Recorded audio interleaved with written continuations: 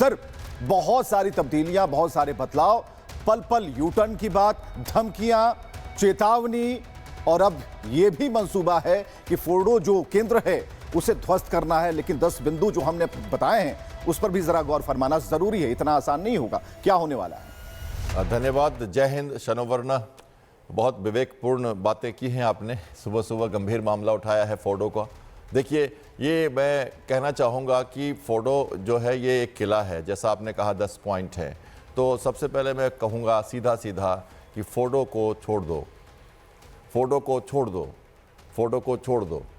ये मैं इसलिए कह रहा हूँ क्योंकि जब वो कहता है इजराइल की मैं सारे एटॉमिक प्लांट को ख़त्म करूँगा, और टाइम है उसके पास 2 हफ्ते का, क्योंकि पीछे से ये जो है बैकडोर डिप्लोमेसी चल रही है, और अब बैकफुट पर करीब करीब अमेरिका के प्रेसिडेंट जो हम आपके साथ डिस्कस कर रहे थे लगातार कि यही होने वाला है कि वो डायरेक्ट युद्ध में नहीं कूदना चाहते।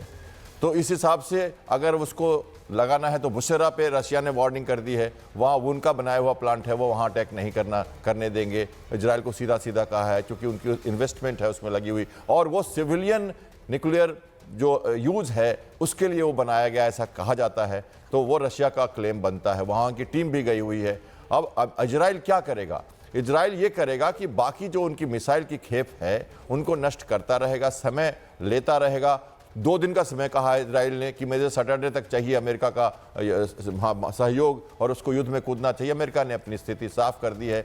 अमेरिका की एक और बात आपको याद करा दूं, जब पुतिन के साथ 2 घंटे तक बात की थी उन्होंने 1 महीने पहले, और उसके बाद कुछ नहीं हुआ था, तब उन्होंने कहा था कि ये दोनों थोड़े दिन लड़ते हैं, इनको लड़ लेने दो।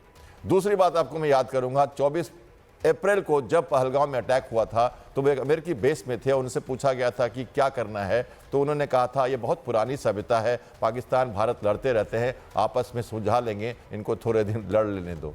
तो ये ऐसी बातें करते हैं। और इजराइल के केस में भी उन्होंने कह दिया है कि इनको थोड़ी देर लड़ लेने दो। ये 5 दिन पहले कहा था उन्होंने, उसके बाद वो G7 से आए थे। हमें ट्रंप की बातों को अच्छी तरह से देखते देखते आकलन करना चाहिए। वो कैसे, हालांकि सब में लिंक है, ऐसा नहीं है, वो लगता है कि ऑफशूट कुछ कर देते हैं, बोल देते हैं, लेकिन सब में बड़ा लिंक है। अंदर अगर जाके देखें तो इनमें सब में लिंक बनता है। बहुत सोची समझी नीति की तरह वो बात करते हैं, लगता तो है कि बहुत कैजुअल। बिल्कुल, हालांकि आप जो कह रहे हैं कि उनकी बातों को सुनकर के आकलन करना चाहिए, वो दुनिया ने करना शुरू भी कर दिया है, क्योंकि कभी कुछ कभी कुछ। अब खबर यह है कि इजराइल ईरान जंग के बीच बड़ी मुलाकात अमेरिका और हुई है। अब मुलाकात के बाद दोनों देशों का साझा बयान आया है। ईरान के पास परमाणु हथियार नहीं रहने देंगे, ये बात उनकी तरफ से कही गई है। जब बातचीत हुई, मुलाकात हुई, तो ये बड़ी बात कह दी गई है कि किसी भी तरीके से ईरान के पास जो परमाणु हथियार है वो हम नहीं रहने देंगे। निपुण जी, अमेरिका और ब्रिटेन के विदेश मंत्रियों की जो मुलाकात हुई है और उसमें यह कहा गया है कि परमाणु हथियार नहीं रहने देंगे, इस पर मैं आपका जवाब लूंगी, लेकिन इसी बीच एक और खबर आ गई है, वो बताते हैं। ईरान इजराइल जंग पर रूस के राष्ट्रपति पुतिन और चीन के राष्ट्रपति जिनपिंग में फोन पर बात हुई है। रूस चीन ने इजराइल को तुरंत से सीज फायर के लिए कह दिया है। चीन के राष्ट्रपति जिनपिंग ने कहा है युद्ध से मुद्दों को सुलझाना सही नहीं है। तो अब ये बड़ी बात वो कह जरूर रहे हैं, लेकिन जाकर के सीधे ईरान के साथ खड़े हो गए हैं, ये हर कोई जानता है। अब निपुण जी, 2 खबरें हमने बताई हैं कि ईरान इजराइल जंग पर एक तो रूस के राष्ट्रपति का बयान आ रहा है, चीन का बयान आ रहा है, दूसरी तरफ ये अमेरिका और ब्रिटेन की बातचीत हुई है जो ये कह रहे हैं कि किसी भी तरीके से ईरान के पास जो परमाणु हथियार है वो हम रहने नहीं देंगे। ये तमाम जो देश है इनके लिए, मिडिल ईस्ट के देशों के लिए, क्या परमाणु हथियार जो ईरान के पास है वो सच में एक बहुत खतरनाक स्थिति में है क्या? इसीलिए बार बार ये बयान आ रहे हैं। बिल्कुल सही आपने कहा। और ईरान को लेकर हमेशा देखेंगे, अमेरिका हो, इजराइल हो या वेस्ट के कंट्रीज़ हों, वो एक टर्म भी यूज़ करते हैं, रोग स्टेट। रोग स्टेट कहा जाता है तो दुष्ट राज्य, मतलब जो अपने लिए तो खतरा है ही, पास में पड़ोस के लिए और दूर के देशों के लिए भी खतरा है। और पूरा अगर मिडिल ईस्ट में आप तनाव देखेंगे, उस तनाव की मुख्य वजह कौन है? आपका ईरान। बाकी कोई भी देश ऐसा नहीं है जो अमेरिका का सहयोग नहीं करता या अमेरिका के साथ खड़ा नहीं होता है, और जो आज अपने आप को मॉडरेट नहीं कर रहा है। मैं ये कहता हूँ कि ईरान केवल आपका यूरोप के लिए नहीं, यानी कि नाटो ब्लॉक के लिए नहीं, बल्कि खुद वेस्ट एशिया के लिए एक आपका थ्रेट बना हुआ है। जिस प्रकार के प्रॉक्सी आप देखें, चाहे हिजबुल्लाह की बात करें, हुतीस की बात करें, हमस की बात करें, ये सारे के सारे ईरान के प्रॉक्सी हैं, और ईरान इनके माध्यम से अपना प्रभाव बढ़ाने का प्रयास करता है।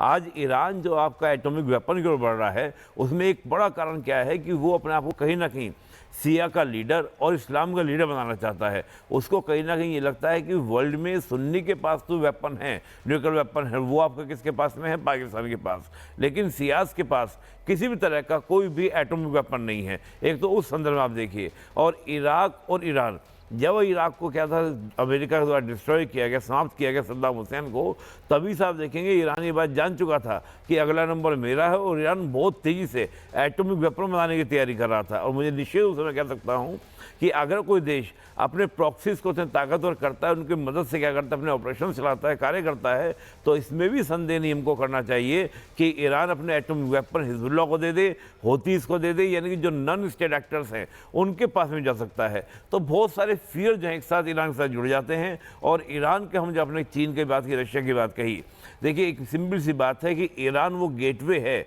जो गेटवे मिलता है वेस्ट एशिया में चीन को, रशिया को एंट्री करने का।